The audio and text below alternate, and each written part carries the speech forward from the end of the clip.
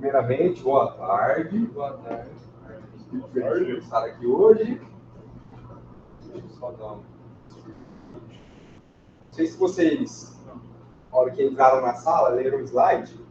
Era uma proposta nossa, só para um quebra-gelo, sabe?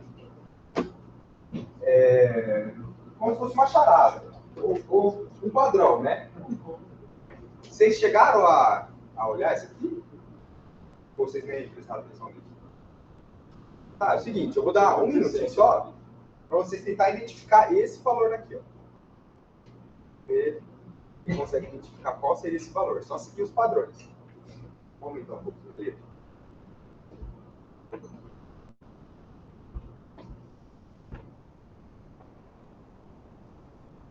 Tá, o resultado aqui seria 3, tá? Falou 3? Eu chutei 3, mas agora porque eu não sei. Você chutou. É porque eu, na minha lógica, 3, 6 e 9 são divididos por 3. Tá. O resultado aqui seria 3. Mais pra frente eu vou mostrar pra vocês o que seria isso, tá? Agora, por favor, entrem nesse link aqui. Pode tirar foto da câmera do celular. O smartphone de hoje em dia, se tirou foto, já aparece o link ali, só. Faz uma coisa aí, então, Márcio. Depois você muda aqui o...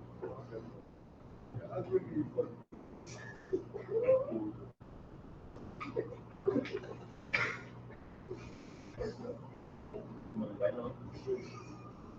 Como eu não foi? Foi? Vou dar um zoom, cara. Ó, dá para entrar no site também e digitar esse código. Ô, Marcinho, você tem que... A gente entrou agora, você vai ter que acessar o site. Apareceu a pergunta já ou ainda não? Ainda não. Tá, é uma pergunta simples, tá? É só para a gente ver como vocês estão, se vocês já conhecem alguma métrica, se a gente vai falar a métrica que vocês conhecem ou não. É isso. Se tiver mais de um, pode citar mais de um, sem problema.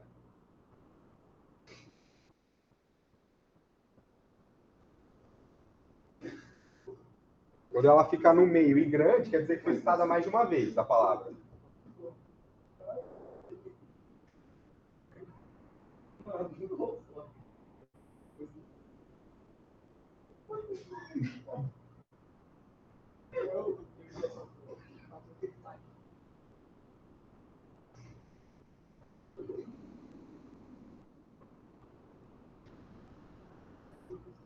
Pessoal do online também, se quiser, tá? Pode responder.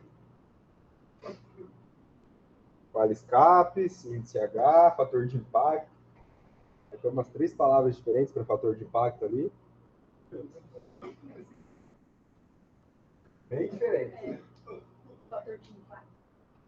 Bom, acho que podemos seguir. Tiveram 4 respostas. A gente vai falar sobre todas essas métricas. O número de métricas é extenso. Tem vários números de métricas, várias organizações ou instituições que fornecem essas métricas. E existem até uma mesma métrica fornecida por diferentes instituições. No seu cálculo ali é parecido, né, mas o valor é diferente e o nome também é diferente. Como, por exemplo, o fator de impacto, também ele pode ser feito por outra instituição, só que ele não leva esse nome. Tá? Pra frente a gente vai ver um pouquinho também sobre isso. Tá, agora um breve sumário.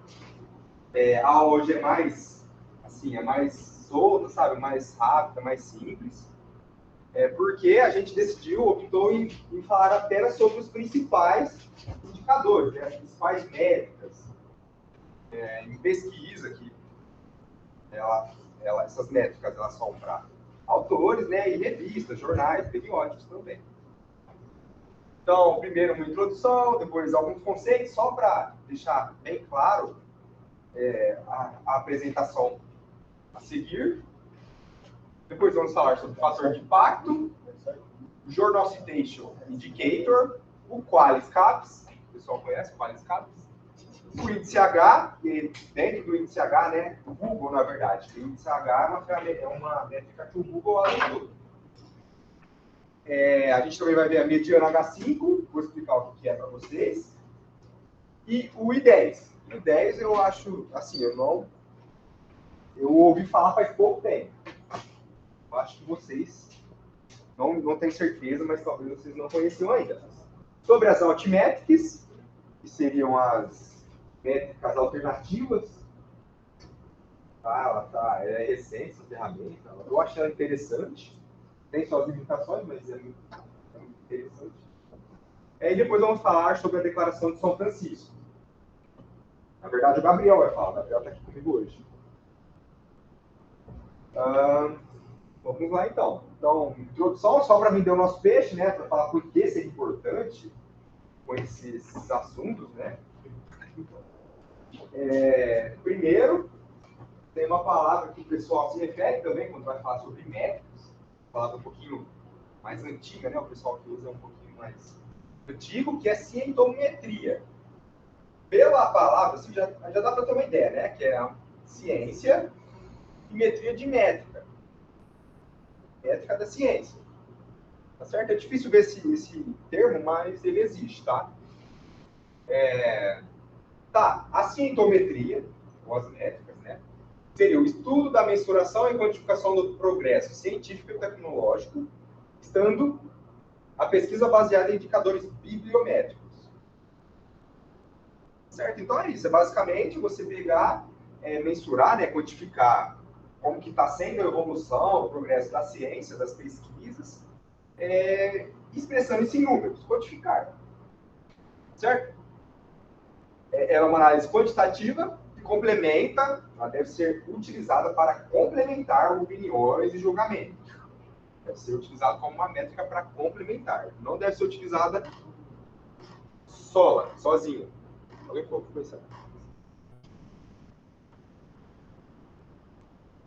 Tá certo. E aí temos dois principais conjuntos e a mescla desses conjuntos, né? Quando a gente vai falar sobre métricas, que é o primeiro conjunto relativo ao número de publicações, quantitativo, fator quantitativo, a quantidade de artigos publicados, quantidade de artigos dentro de um periódico específico. E um segundo conjunto que seria os indicadores de impacto, quanto que essas publicações elas impactam na ciência. O indicador tenta expressar isso. Essas métricas têm um alto poder de aplicação, por exemplo, por governos e instituições de pesquisa. O pessoal aí conhece, né? Sempre que a gente está falando sobre CAPES ou algum outro órgão de fomento, eles utilizam muito dessas métricas para tomar as decisões.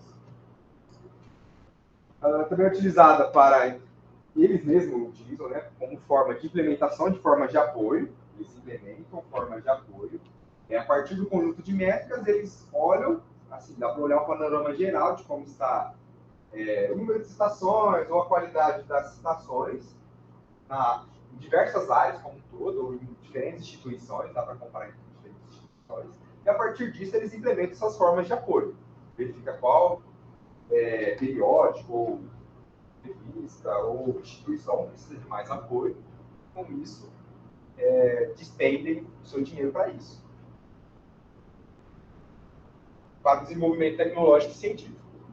Também é importante para pesquisadores interessados com o progresso da ciência, com o progresso dos seus achados, dos seus artigos, das suas publicações. Tá certo? Por que é importante? Porque se a gente, por exemplo, um pesquisador, um autor, vai publicar um artigo, ele tem que publicar um artigo numa revista boa, tem que publicar o artigo numa revista que vai ter visibilidade o artigo dele. Então ele publicar numa revista que ninguém vai ler. Tá certo? E aqui, só para exemplificar a nossa, tipo assim, os motivos de nós, como pesquisadores, né, saber sobre as métricas. Aqui temos um gráfico no eixo vertical. A gente tem a influência do artigo, é uma métrica de influência do artigo. E aqui a gente tem, no eixo horizontal, a taxa de publicação. Então, a gente vai decorrendo aqui as pesquisas, né? Então, quanto mais para cima, aí aqui já mostra resumo dos dados, né? Quanto mais para cima e mais para a esquerda, é mais cara a revista, porém, ainda assim, você tem... se você publicar um artigo lá, você pode ter um impacto bom na comunidade. Vai ser mais fácil de alguém ler. Se tiver aqui embaixo, são as mais baratas e menos expressivas. Oh, desculpa, eu falei... tá certo. Se tiver aqui embaixo, são as mais baratas e as menos expressivas. Ou seja, você não vai pagar nada, você vai pagar pouco na revista e também ninguém vai ler. Se tiver aqui em cima, são as mais caras, porém, ainda assim, elas têm impacto grande, então compensa você publicar nelas. É lógico que não igual a esse quadrante aqui, que são as mais baratas, com alto impacto. E aqui seria o pior caso de todos, que seriam as mais caras e as com baixo impacto. Não faz sentido, por exemplo, publicar em uma revista que está nesse quadrante. Deu para entender por enquanto? Alguma dúvida aqui, pessoal? Pode citar um exemplo de revista ruim e que paga caro? Revista ruim paga caro. Um exemplo também de cara boa e cara ruim também é legal. Cara que tem bastante visibilidade e cara que não tem tanta visibilidade. Por exemplo, uma cara que tem bastante visibilidade, a Nature. Cara, visibilidade boa. Mas todo mundo sabe que é Nature. Uma cara mais com baixo... Não sei, Léo, você lembra de alguma? Tem alguns artigos, algumas revistas, elas têm como se fosse uma sub-revista. Então, por exemplo, a gente não pode publicar nessa revista, que é a nossa principal, só que a gente tem uma mais ou menos parecida. Pode ser lá? Pode ser lá, muitas vezes pode entregar uma pegadinha, porque você imagina, você manda para lá achando que o artigo é mais fácil de ser publicado, só que às vezes é mais caro, tanto quanto é na revista principal, e não tem tanto impacto quanto tem na primeira revista que foi enviada. Esse é um exemplo de... É uma sub-revista. Normalmente, assim, às vezes é revista nova, né, Léo? Às vezes revista nova, eles têm artigos lá, eles recebem, por exemplo, a revista mais antiga, recebe vários artigos, e ela vê que tem tanto artigo que ela está rejeitando, que poderia ser publicado, aí ela pega e abre, entre aspas, né, abre uma nova revista, e aí pergunta para todos os autores que são rejeitados se ele quer publicar naquela revista. É um exemplo. Aí, ó, já falando para vocês, nessa apresentação, eu vou mandar depois, a gente manda. Tá mandando todos, né, Léo? A gente manda, e aí tem como ver aqui, ó, tem um link para entrar nesse gráfico. Eu vou entrar nesse gráfico, dá para a gente ver, ó, as revistas no quadrante mais baixo, as revistas ruins.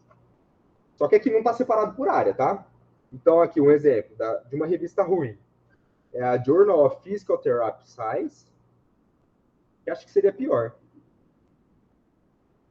Na verdade, essa aqui seria a pior de todas, se for ver. É a International Heart Journal. É o jornal. Tá dando para ler aí, pessoal? Bem pequenininho, né? Tá, mas vai estar na apresentação, tá? Então, se vocês se interessarem, essa métrica vai estar lá disponível para vocês. Esse gráfico, na verdade. Né? Ele tem uma métrica apenas e no eixo horizontal a taxa. Certo? Tudo bem por enquanto? Podemos seguir? Então, esse é uma aplicação, né? Por exemplo.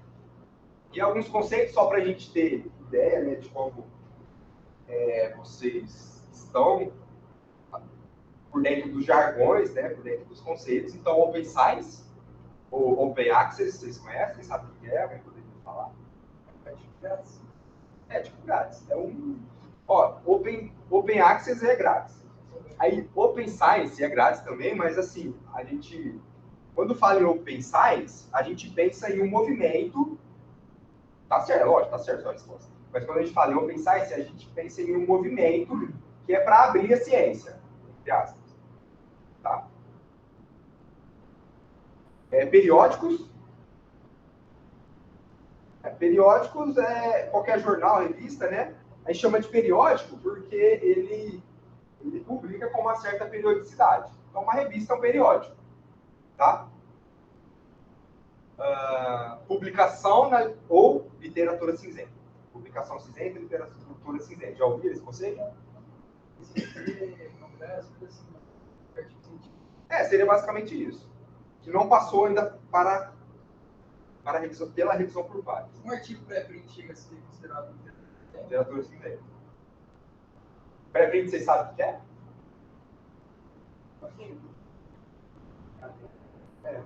É um artigo pronto. Na verdade, ele é assim. O artigo está pronto, mas ele não passou pela revisão por pares. Sabe o que é revisão por pares, pessoal? A gente já está trocando tudo. Revisão por pares é revisão por outros cientistas, por outros pesquisadores. Tá? Então, o pré-print ele não passou por essa revisão ainda. Então, ele é uma subpublicação, entre aspas. Você coloca ele numa plataforma específica, ele não foi publicado. Ele está lá na plataforma, o pessoal olhar e dar sugestões, por exemplo. Pré-print. Fornece um lugar que você for pré-print. Já sei.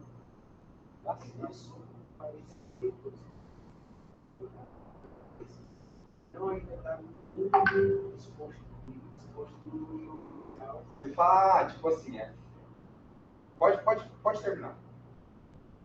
Eles colocam lá, por exemplo, momentaneamente, Entendi.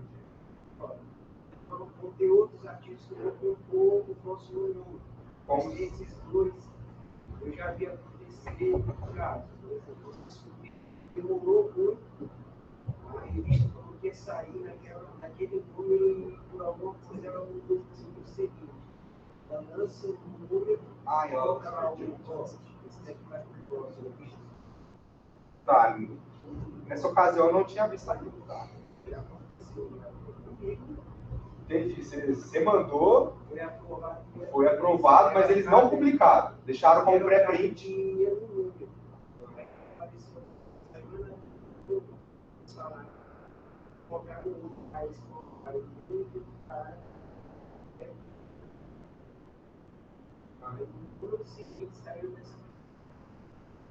Aí eles passaram por todas as etapas de editoração, certinho.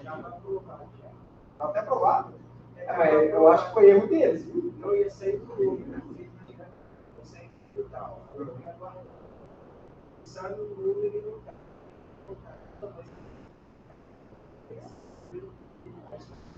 Ele vai poder continuar.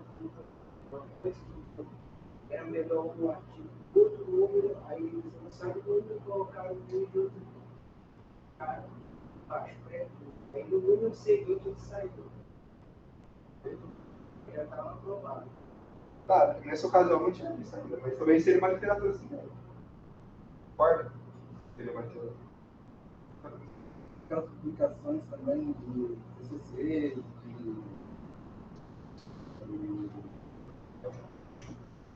análise, também que a gente precisa. Dissertação eu acho que seria considerado também. Dissertação também. Você sabe onde seria considerado? Literatura cinzenta? Todo aquele material que não foi indexado. Grava isso, todo aquele material que não é indexado é o periódico. Literatura cinzenta.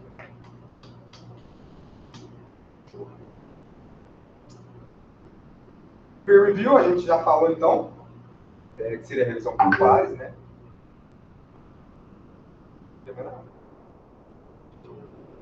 Tá, então vamos começar com o fator de impacto. Ele foi pela primeira vez mencionado, né, em 1955, porém ele foi utilizado apenas em 1963 com a criação do ISI. Na verdade, seria uma instituição, né, um instituto, por trás da Clarivate. Esse foi o criador, Eugene Garfield, da Bush. Ele foi criado com o principal objetivo para bibliotecários fazer a aquisição de periódicos.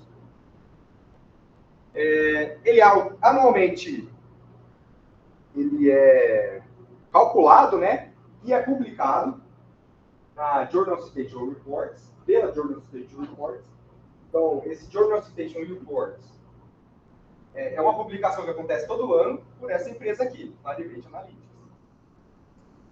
Tá certo? Tanto que quando a gente vai pesquisar, a gente tem que pesquisar no Google, por exemplo, a gente tem que pesquisar Journal Citation Reports, senão fica difícil da gente achar, tá?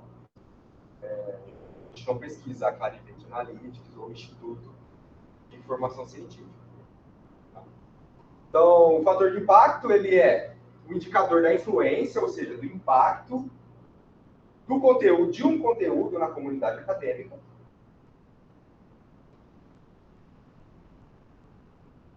E basicamente ele fala, ele resume para a gente, né, em uma métrica. Quantas citações existem em relação à quantidade de publicações naquele periódico? Seria quase uma média aí. Então a gente tem a quantidade de publicação, mais ou menos quantas citações tem em relação àquela quantidade de publicação. Ele é considerado em 2 anos. Vou comentar mais para frente. Tem alguns outros indicadores que consideram mais anos e tem o próprio fator de impacto de 5 anos. Tá? Então aqui tem uma forma de calcular o fator de impacto. Na ocasião eu trouxe de uma revista aqui, aleatória, tá? O fator de impacto de 2021. Então para calcular o fator de impacto de 2021, a gente tem que pegar o número de citações em 2021, ou seja, no ano da publicação lá do JCR, Journal Citation Reports, o número de citações em 2021 dos itens publicados em 2019 e 2020. Então a gente soma essas duas publicações e divide pelo número de itens citáveis em 2019 e 2020. Certo? Então aqui, ó, por exemplo, em 2019, 1.850 citações. Em 2020, 1.757 citações, dá 3.607. E aqui embaixo, o número de itens citados, 406, mais 411, 817. Fazendo esse cálculo, a gente tem um fator de impacto. Alguém pode somar aí, ou dividir, por favor, rapidinho? Para ver quanto que dá o fator de impacto aqui.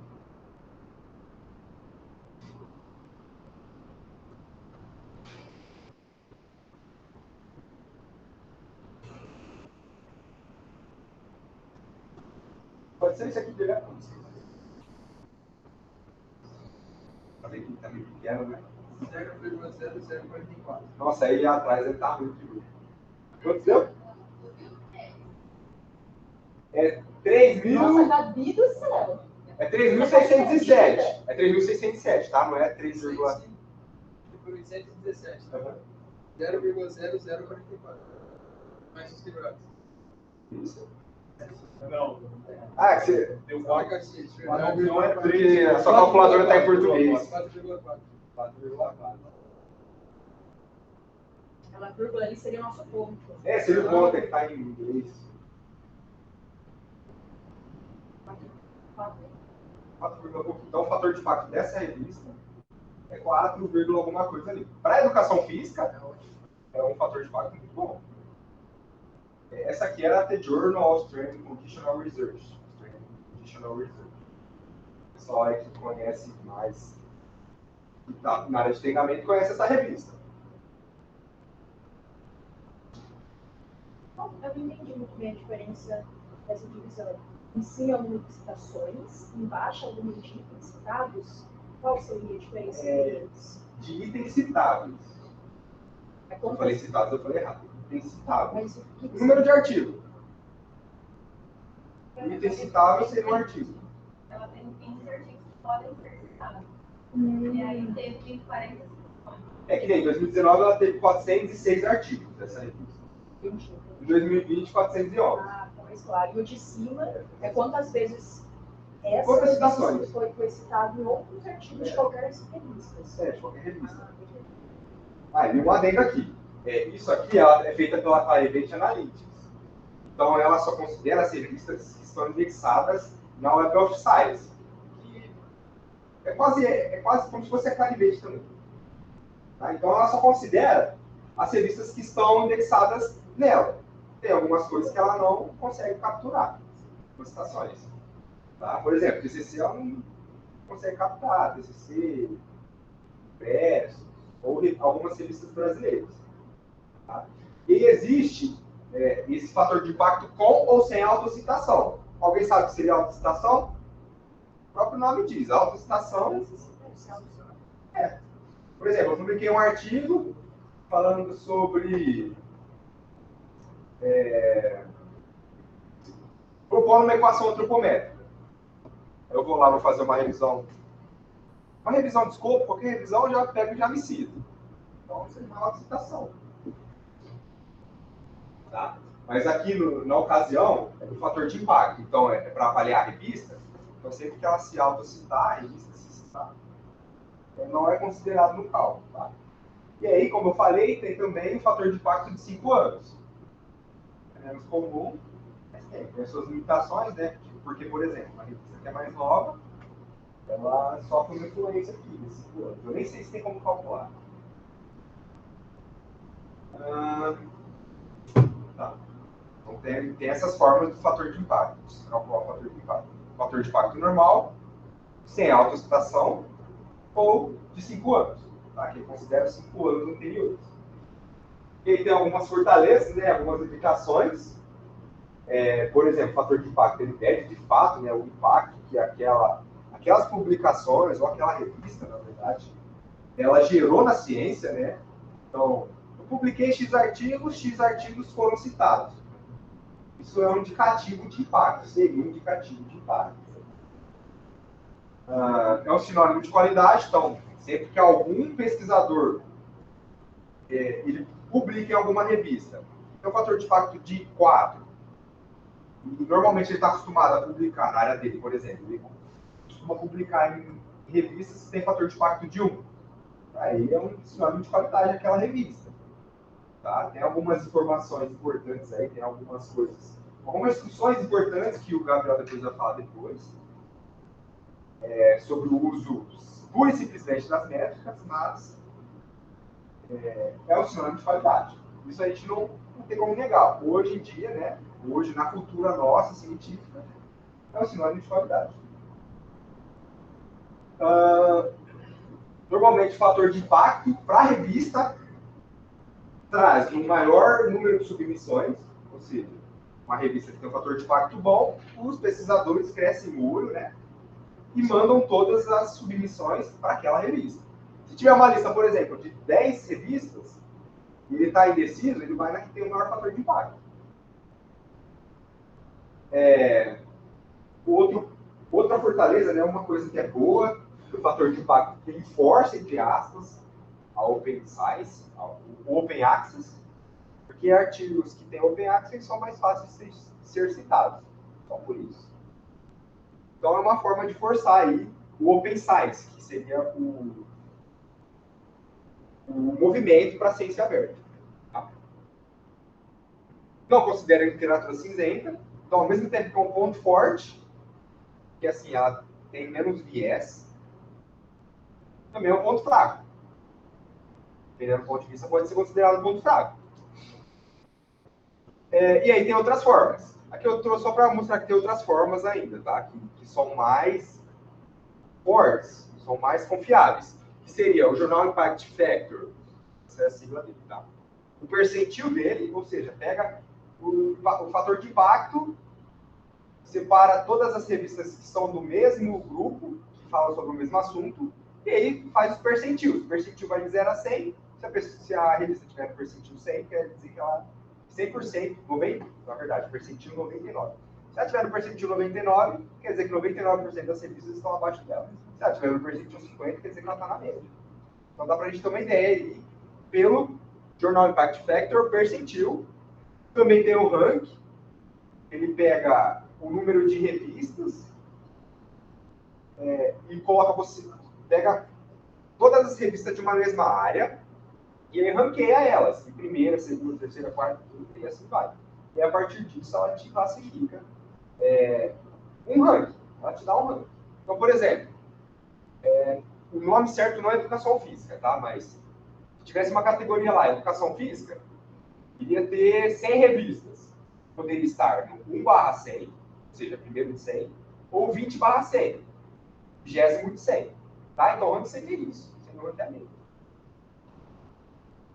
É uma outra forma de expressar. Ou no quartil, que a gente pega o 100, tipo 100%, né?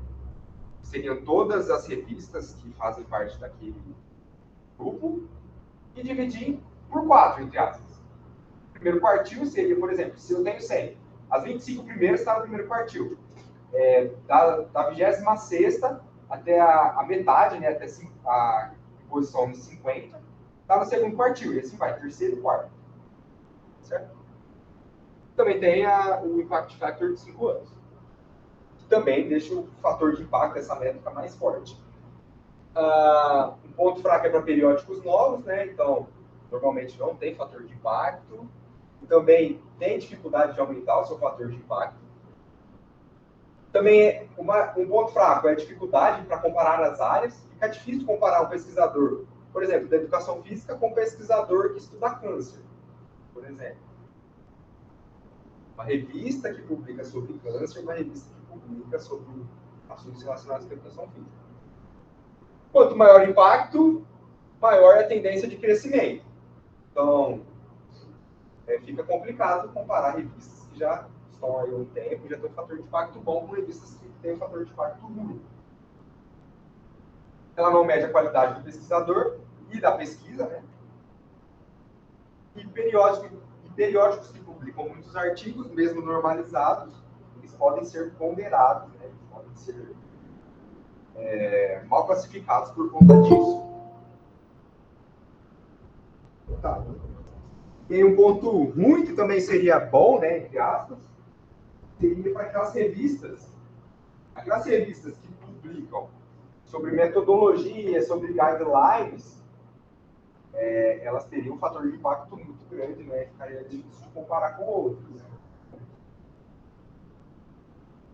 Tá certo? Agora, tudo bem por enquanto? O fator de impacto? Já conhecem bastante, né? Já devem ter ouvido falar. É o que o pessoal mais utiliza aí. Uma outra métrica, também da Clarivate Analytics, é o Journal Citation Indicator.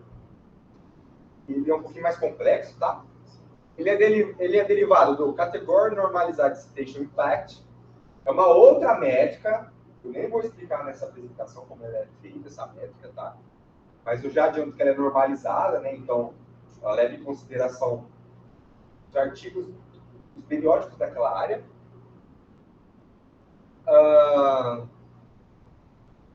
Ela é feita para diferentes áreas e as suas publicações.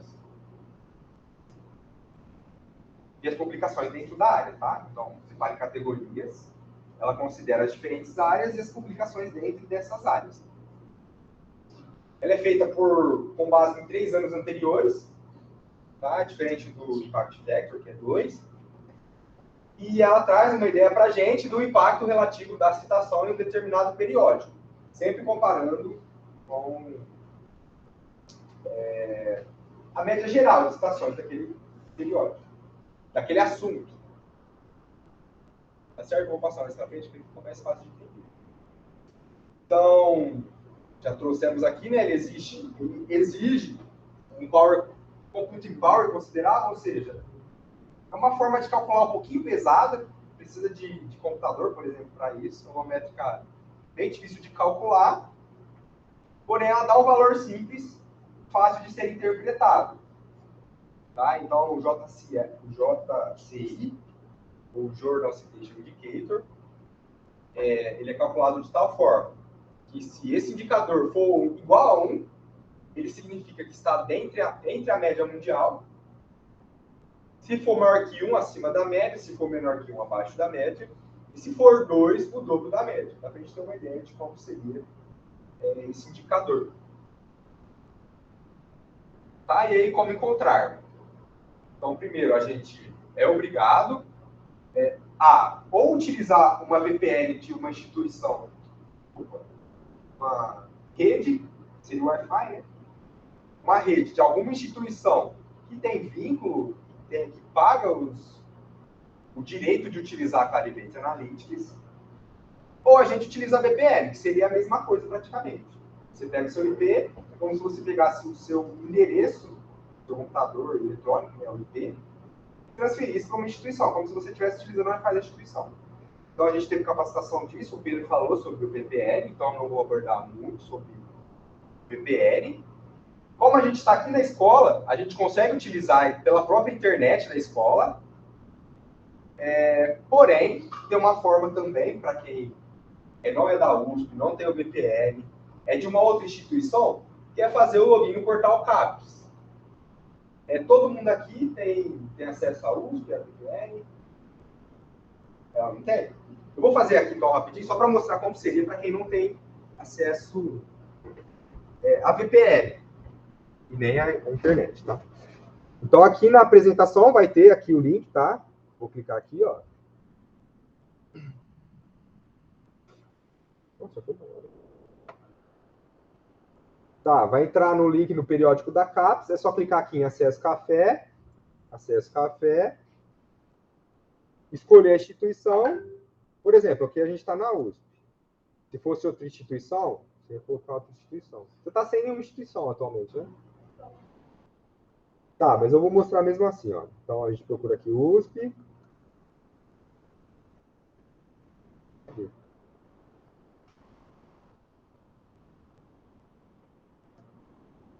Clique em enviar.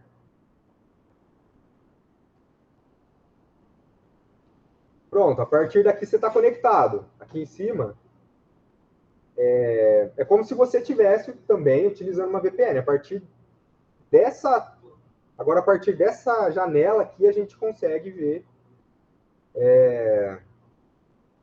o JCR, né? O Impact Factor que está dentro da JCR. Então, para a gente ver isso, por aqui a gente vem aqui, ó, em acervo, buscar assunto. Acervo, lista de bases. Pesquisa aqui, Journal, Citation, Reports. E clica aqui, ó.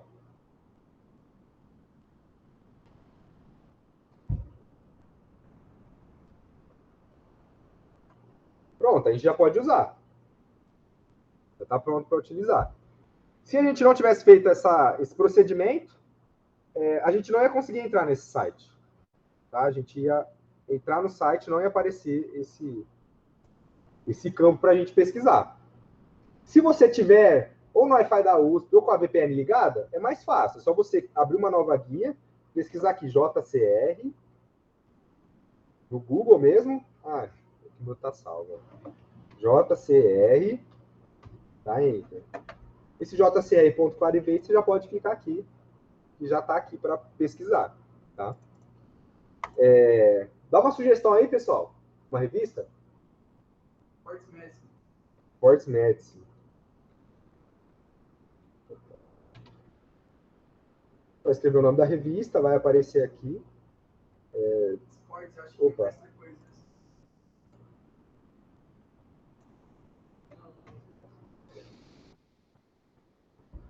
Ué. Ah! Oxe.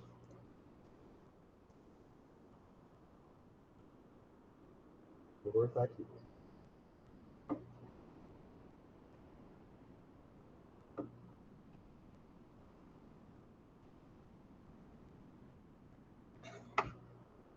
Aí notem que já tem diversas informações aqui. O ISSN, que é uma identificação da revista, a abreviação que normalmente é utilizada, a linguagem, a região, o ano do primeiro ano que ela fez parte do JCR, né? Ela foi indexada na Web of Science. Tem endereço, o número de publicações por ano, ou seja, 12 issues por ano, quer dizer que tem... Basicamente, é um periódico de frequência mensal. E aí, a gente descendo mais um pouquinho, a gente consegue encontrar o Journal Impact Factor. E a gente tem aqui, ó, se a gente clicar em View Calculation, a gente consegue ver como que foi feito o cálculo. Fator de impacto bom. Tá? Aqui é o fator de impacto e o JCI, que é o Journal Citation Indicator, está aqui. Então, assim, a gente viu que tem 2.16. Foi um ótimo exemplo, obrigado. 2.16, ou seja, essa revista, ela é citada o dobro em relação à média. Certo? Aí tem várias outras métricas, total de citações e por aí vai. Dá um exemplo da The Lancet. Vamos ver quanto que tá lá, que eu não lembro.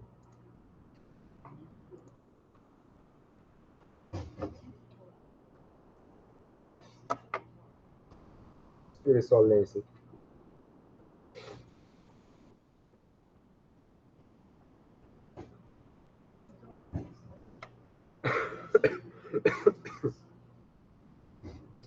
Então, abri aqui a Lancet. Olha o fator de impacto dela, a comparação. Eu tinha dado 11. Em relação ao fator de impacto, eu tenho algum, por exemplo, o JCI, eu tenho uma tabela de referência. 2 é o dobro, 1 é na média, abaixo da média. Em relação ao fator de impacto, eu posso comparar com o quê? Eu comparo com outras revistas da mesma área. Isso. Não tem uma métrica fechada igual ao anterior. Não tem. Aí eu vou comparando de acordo com as áreas. Eu vou até te mostrar aqui, porque ele já faz isso aqui. Porque vai ter área que é mais recente, Vai então vai ter. ter um fator baixo. Aqui, ó, por exemplo, o Journal Impact Factor Rank. Então, dentro das 172 revistas que estão na área dela, na mesma área, ela está em primeira. Certo? Tem o quartil, lembra do quartil, que pode ser dividido em primeiro, segundo, terceiro, quarto, ela está no primeiro. E no percentil, ela está no 99,7, ou seja, está todo mundo embaixo dela. Então tem essa forma. Tem outras métricas também, né, que tenta normalizar isso. Por exemplo, o Aging Factor, que está mais para frente. Eu vou mostrar depois. Mas é isso, boa pergunta. Tá certo, e aqui tem várias métricas dessa forma para vocês brincarem, se divertirem. Porque eu acho que não tem muito porquê ficar caçando isso, né? Vamos lá.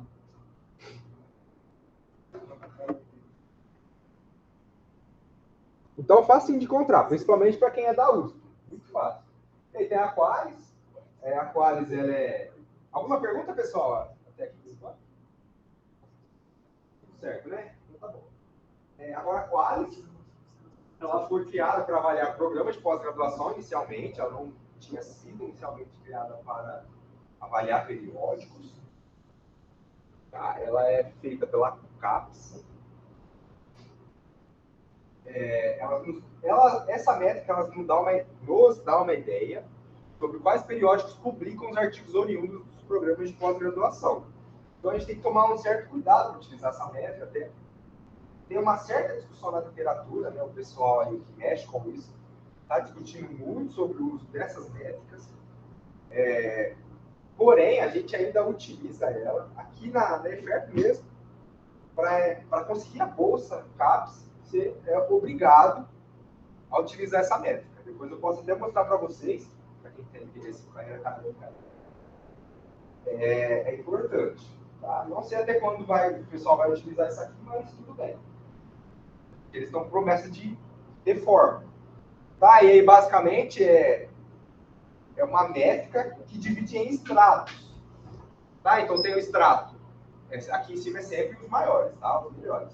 Extrato A1, A2, D1, D2, D3, D4, D5 e C. C seria apenas o periódico, né? Que está cadastrado. Ou seja, seria apenas para falar que tem CAPES. Desculpa, que tem Qualis. Tá? E aí tem basicamente duas formas para... Tem basicamente dois valores do Qualis, que seria o referente ao quadriênio, que considera 4 anos, de 2013 a 2016, e o triênio, que é de 2010 a 2012. Notem aqui que vai só até 2016. Então, como que um processo de seleção de bolsa utiliza uma métrica que só tem revista, né, que só tem métricas que foram calculadas até 2016. e que não faz sentido essas coisas, utilizar essa métrica. E aí, ó, eu trouxe aqui só para vocês verem que ela está passando por um aprimoramento. Quando você entra lá na plataforma, que é onde que você pesquisa o Qualis, o Sucupira, né? A plataforma Sucupira. Você tem aqui Qualis, você clica, ó, já tem uma nota aqui, falando que a Qualis está passando por um processo de aprimoramento, que teve um problema lá com o pessoal que cuida dela. Se vocês quiserem, depois esse link vai estar aqui. E eles não aconselham o uso a depender da tomada de decisão que for utilizada. Tá? Porém, ainda assim, se você entrar no site da EFERP, deixa eu ver onde eu vou colocar aqui.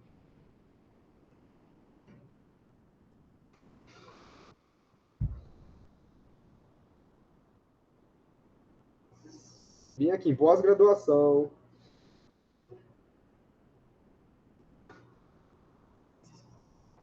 Bolsa de mestrado. Formulário para a seleção do bolsista. Aí você vai ver onde que o pessoal utiliza. Então, se vocês precisarem, eu vou mostrar como que vê depois o Qualis, tá? Se vocês precisarem, depois eu mostro como que vê o Qualis, tá? E vocês vão vir aqui, ó. A gente vai concorrer, né, a bolsa com outros pesquisadores, com outras... dá um zoom. Com outras pessoas que fazem pós-graduação, né, que querem dedicação exclusiva à pesquisa. Então, a gente sofre por um sistema de pontuação aqui. A gente tem que pontuar nesse instrumento. E quanto mais a gente pontuar, maiores são as chances da gente conseguir a bolsa. Tá? Então, por exemplo, ó, um artigo publicado em periódico A1 e A2, sendo você como primeiro autor, você ganha 1,5 pontos. Como segundo autor, 1 ponto, e assim vai. Até C, e aí você ganha praticamente quase nenhum ponto. Então, mesmo tendo esse adendo, né, esse cuidado para utilizar o Qualis, a gente ainda utiliza, então vou mostrar para vocês como que pega o Qualis, tá? Então, o Qualis é mais simples, é só, aqui vai ter o link, mas se você não tiver o link, não precisa ter VPN, é só digitar aqui, Qualis, Sucupira. Clica aqui. Tem revista que não tem Qualis, tá? Internacional mesmo, as revistas boas, dependendo da revista, não tem Qualis. Aí, eu esqueci de falar, a Qualis ela é por área. Pelo menos essa edição mais recente, ela é feita por área. Desculpa, essa versão mais antiga ela é feita por área. Tá? Então você tem que escolher a área. A nossa é educação física. Cadê educação física? E aí você escolhe o título de uma revista. Ou você pode pesquisar direto pelo extrato. Eu vou fazer isso, aí depois vocês me falam o nome de uma revista em português, tá? Ó, já pesquisei pelo extrato A2. Desculpa. Tá. Pronto, aí tem todas as revistas que são classificadas como A2 na área de educação física, tá?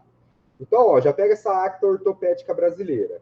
Vou pesquisar ela aqui e vou trocar a área, tá? Vou deixar sem área, na verdade. Acta Ortopédica Brasileira, sem área.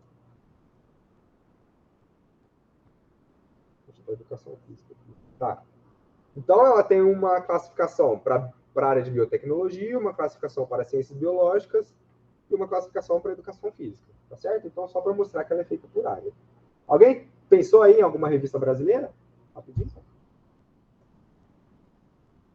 Movimento. Eu ia falar essa também. Movimento.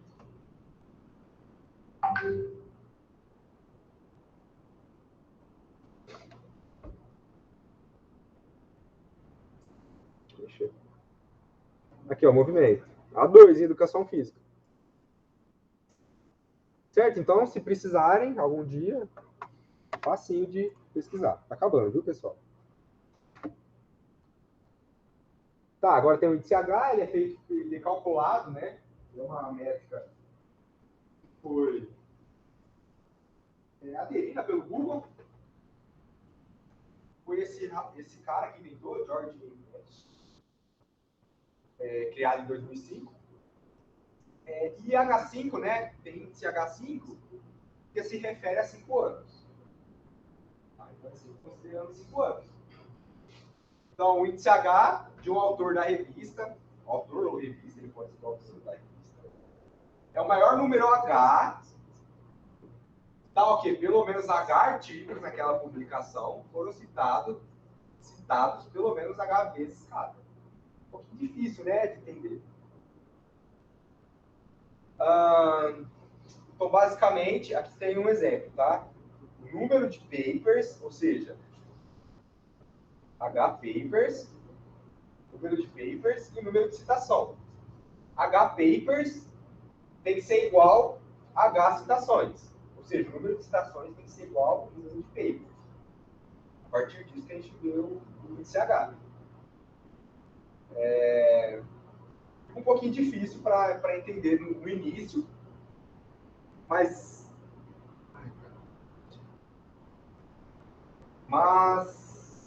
basicamente isso aqui é o que a gente fez no início da apresentação. Lembra daqueles números? A Raquel não estava aqui ainda, a Raquel não chegou aqui.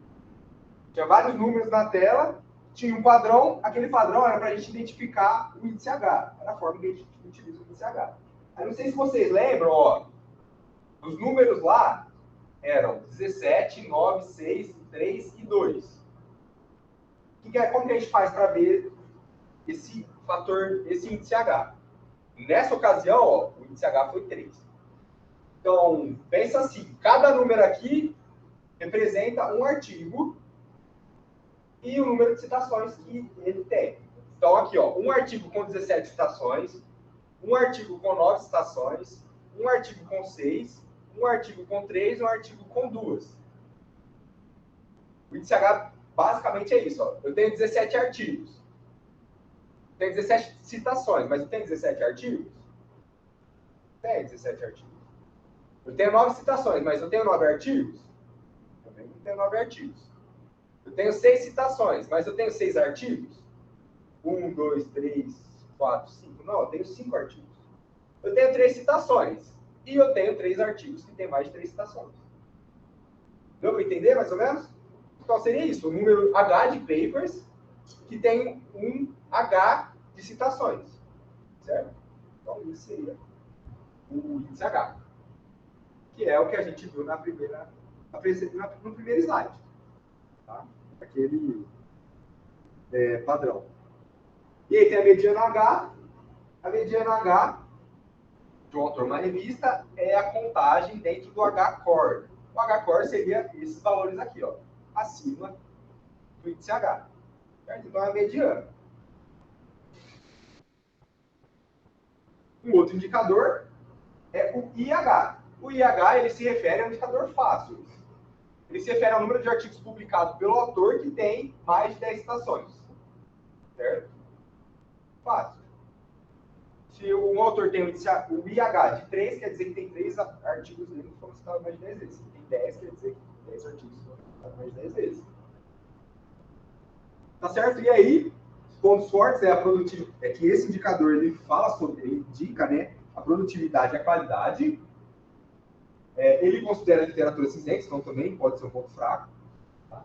Porque não passaram pelo review, ao menos naquela ocasião, né? E o calcanhar de Aquiles, o ponto fraco, seria o processo de seleção, que ele é automático e ocorre erros, às vezes seleciona 2 vezes a mesma pesquisa. É o Google que faz isso. Ele considera a atividade de pesquisa para 5 anos, né? Então quem tem menos de 5 anos é um pouco. Ele não controla as autocitações, ele não considera a ordem dos autores, então você pode falar, sei lá, o penúltimo autor, que menos contribuiu, tem 50 publicações como o penúltimo autor. Você pode iniciar bom ainda. E ele tem uma certa dificuldade para comparar diferentes áreas. Revistas pequenas também estão um pouco penalizadas porque tem pouca publicação. Tá, e aí como encontrar? Esse é fácil. Então você vai no Google Scholar, no Google Acadêmico, e aí tem como você encontrar para autores. Você vem direto no Google Acadêmico e pesquisa autor. Você tem perfil, Léo?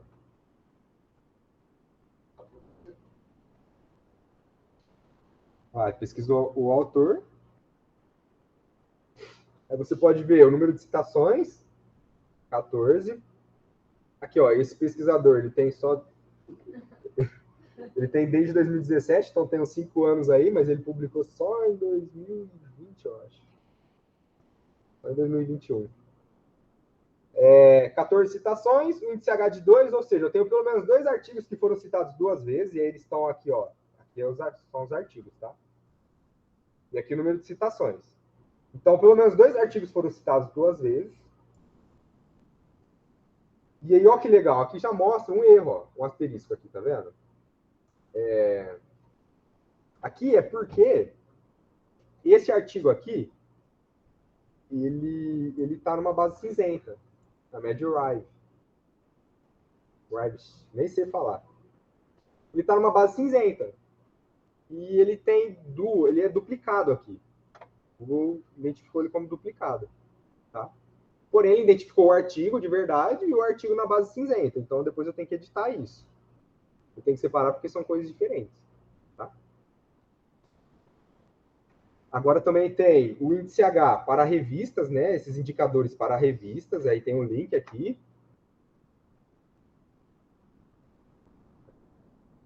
Uma forma mais fácil, ó. Você vem no Google Acadêmico.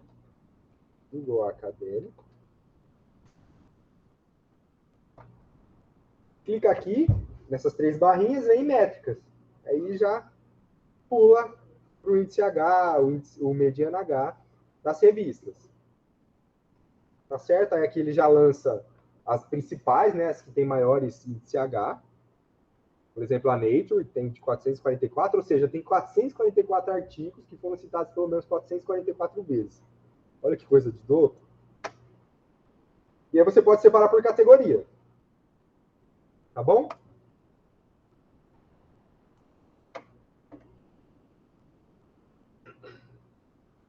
E tem alguns outros indicadores. Esses outros aqui que eu estou trazendo para vocês, eles também são da Clarivate, então para acessar daquela mesma forma. Então tem o índice de mediação, que ele exprime basicamente a rapidez como o seu trabalho é citado. Então você põe o trabalho no periódico, e aí quanto tempo mais ou menos demora para ele ser citado. Tá? Isso ele é dado em anos. Tem também a vida média, ou sitting half-life, que seria basicamente ali o número de anos que ele demorou para alcançar 50% das citações.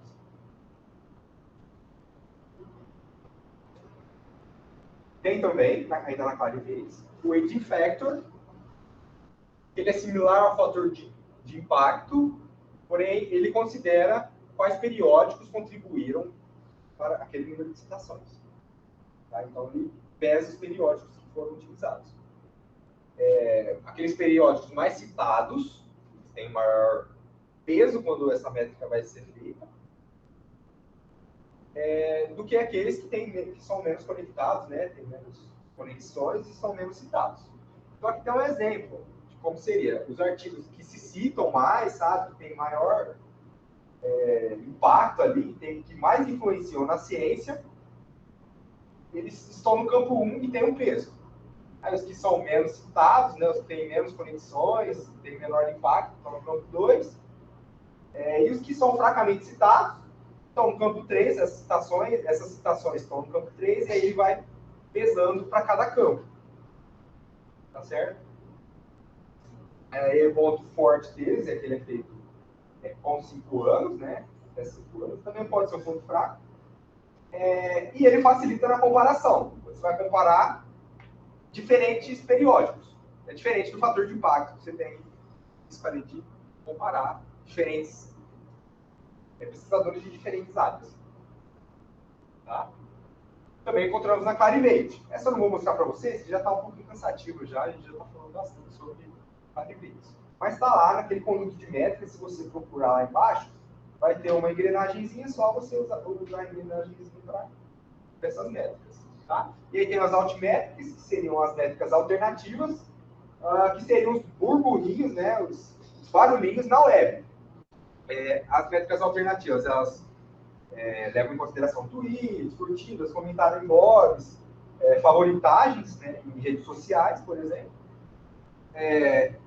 Um ponto forte delas é que elas saem depois de semanas ou meses que o artigo foi publicado. E ela está em constante aprimoramento. Também pode ser um ponto fraco, né? Um outro ponto fraco é que ela não passa pelo processo de revisão por pares. Que eles medem também, né? Artigos ou periódicos que não passam pelo processo de revisão por pares.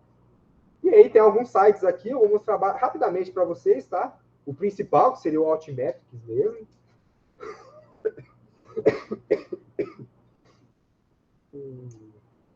Que pesquisa aqui? Eu vou entrar em outro site, tá? Da Plozone, também tá aqui, ó.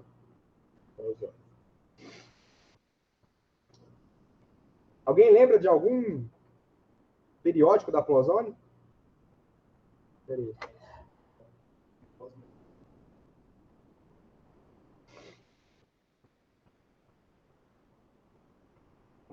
Aqui, agora sim.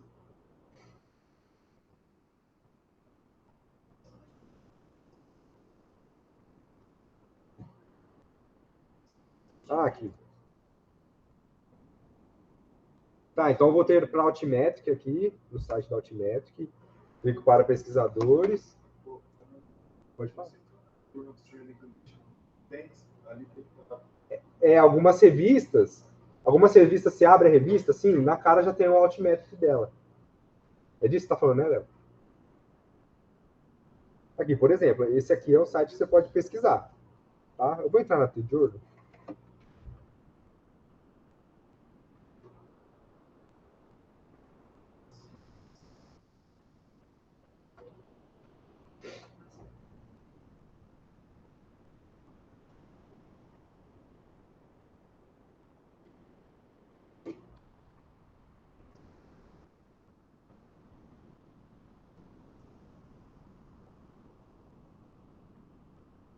Ué.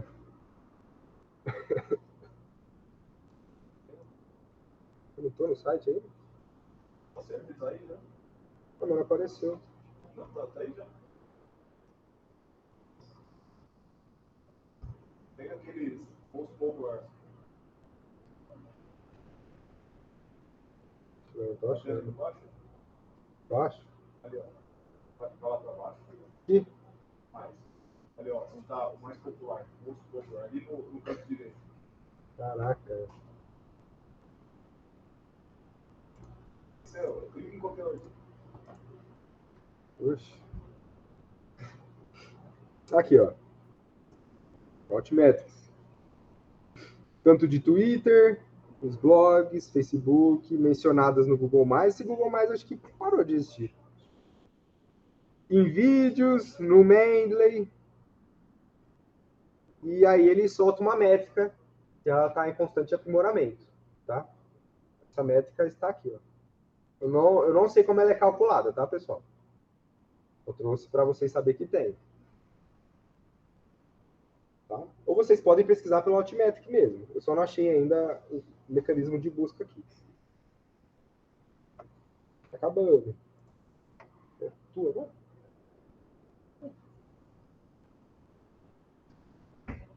Bom, agora é com o Gabriel, tá, pessoal?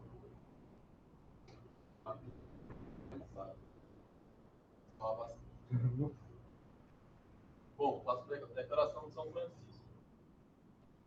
Em 2012, instituições acadêmicas, agências de financiamento e outros grupos de pesquisa viram uma necessidade da melhoria da avaliação da produção de pesquisa. E com isso, editores de periódicos acadêmicos se reuniram em São Francisco no ano de 2012. Por isso tem esse nome da Declaração de São Francisco. O meio acadêmico ele tem uma variedade muito ampla. Ele necessita de uma medição com prudência e muita precisão. Inicialmente, a qualidade da produção científica é medida pelo fator de impacto. Porém, segundo esses editores, ele é um método falho, porque ele pode ser manipulado por algumas formas. Por exemplo, os membros da revista. E com isso, a partir dessa reunião, eles criaram algumas recomendações para agências de financiamento, instituições acadêmicas, organizações de pesquisadores. Bom, as recomendações são divididas em categorias. A primeira recomendação geral é não usar métricas baseadas em periódicos, por exemplo, fator de impacto. As recomendações para agências de financiamento de instituições acadêmicas são ter seus critérios bem explícitos para avaliar a produtividade científica e para avaliar a pesquisa, considerar todos os seus resultados da produção. Para os editores, foi recomendado reduzir o uso do fator de impacto como fator proporcional de revistas, disponibilizar uma variedade de métricas para ir em direção à avaliação com base no conteúdo científico, incentivar a prática de autoria responsável e o fornecimento de contribuição específica de cada autor naquele periódico.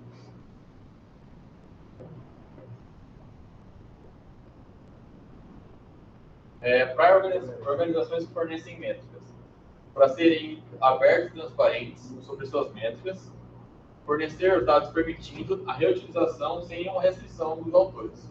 E deixar claro que não serão tolerados nenhum tipo de manipulação das métricas que eles solicitam. Para pesquisadores, foi recomendado realizar avaliações baseadas em conteúdos científicos e não em métricas de publicações. E, sempre que possível, citar literatura primária no lugar de revisões científicas. Desafiar as práticas de avaliação e, se elas forem inadequadas, ensinar da melhor forma, ensinar para que elas se tornem melhores. Bom, é isso. Essas foram as referências utilizadas pela gente. Muito obrigado pela atenção.